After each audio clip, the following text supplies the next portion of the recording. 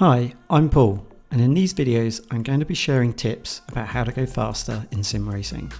Today we're going to be talking all about the Delta.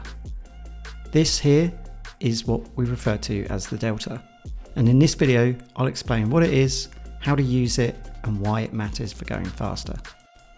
As you do a lap around any track, it will be timing you on the time it took to do the lap around the whole track. But in general, most tracks will also be timing you on particular sectors. So as you go through the track, you'll notice that there'll be different segments or sectors that will be timing each particular part. The Delta is a tool that you can use to actually compare how your current lap compares to the last lap in that particular sector. If it goes green and it has a minus number, you've actually improved on the last lap. If it goes red or has a plus number, you're slower than before. This is a crucial tool to finding out whether you're going faster or slower lap after lap. So if you're using iRacing and you haven't actually got the Delta switched on, go into the options and toggle to turn on the Delta bar. Now, as well as this, you probably want to bind some buttons to be able to change the split of the Delta, and I'll talk about that a bit more later. And you can optionally also choose a reference lap if you're practicing offline on your own.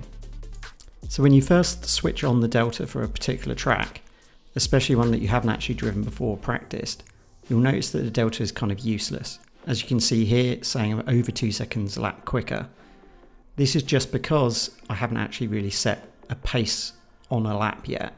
So it's just thinking I'm fastest everywhere I'm going. So the most important thing you can do is actually just initially set a few benchmark laps, try to get it to stabilize at a given point, and then you can start looking at it and using it to find out where you can go faster. So we're now starting to see that the Delta is stabilizing. It's not just rapidly going up. You see, as I go into this corner, I've lost a little bit of time on the entry, but I've actually gained more on the exit. And this is the most important thing with using the Delta, especially when practicing. You can try different lines, you can try different gears and corners, you can see where you lose time and where you gain it.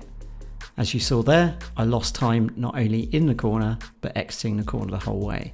So for the next lap, definitely don't do that again. The problem sometimes with the Delta is that people focus too much on it and they obsess over just trying to get more time, and that actually can make you go slower. Eventually, you'll get to the point where you actually start to really understand where you're going slower, where you can gain more time. Now, it's all about finding the limits of what you can do. You shouldn't be afraid to make any mistakes. It's just a case of having that fast feedback from the Delta that can tell you whether actually that was a good thing or a bad thing immediately. Lap after lap, you can go round. You can try new things like braking later, trying different gears in the corner, trying to carry more speed, different lines, and you can actually use this Delta to slowly figure out how to tie the best lap together. It's an essential tool for actually going faster and practicing.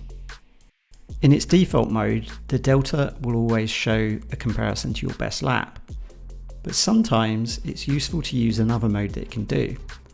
If you remember earlier, we talked about binding a button to switch the Delta. You can actually change it to be your optimum lap. What this means is that all your different sectors, when you did them at your best, even if they didn't all combine as one lap, can actually be used as your comparison for the Delta. So here, I'm actually comparing against a 152.9 rather than my best lap, which was only a 154. That can then help you find additional time or understand where you're going slow on the lap.